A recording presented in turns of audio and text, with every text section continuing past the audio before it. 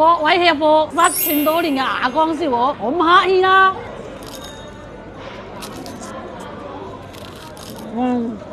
哇！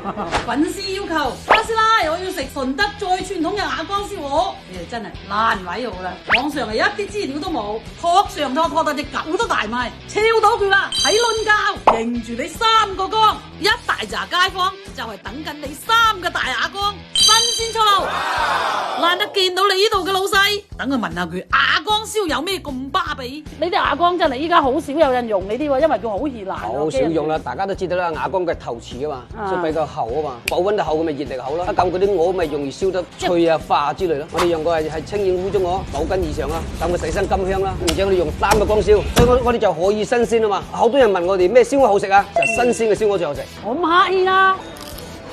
哇！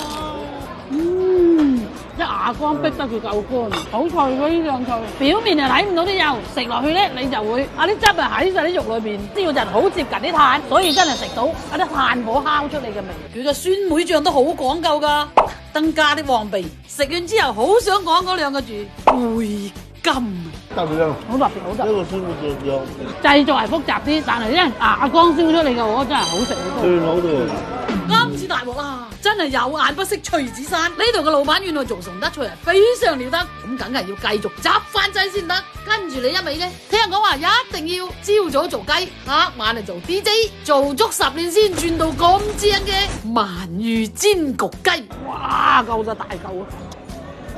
啲雞好正啊，肥仔，咁樣焗出嚟咧，一面係脆，一邊係嫩，原汁原味啲。所以我哋氹嗰啲美食都係分唔同。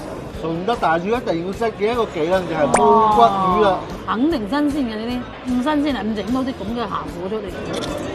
飲聲喎，飲仔魚骨係咪？後尾我發現佢呢度嘅菜咧，真係設計得貼心過你班仔啊！上邊係大黑蠔，驚你唔飽放埋炸饅豆，話梅大腸豬手，炆到佢夠實腍，揀都揀啲冇乜骨嘅，啖啖肉，就連燒鵝汁啊，都幫你諗埋點咁食，而且佢唔係亂鳩咁搭噶，樣樣都大份，真係好啱一家人。你睇下肥仔食到邊都直埋，咁你就知道 very good 啦！食完埋單10個餸645，真係超抵，打包以下。講真嗰句，我好佩服呢度嘅老闆，牙哥呢個咁刁鑽嘅嘢，佢係都要做。啲餸油啊要搭配到個個都啱食，咁佢話咯，做順德菜一定要和味。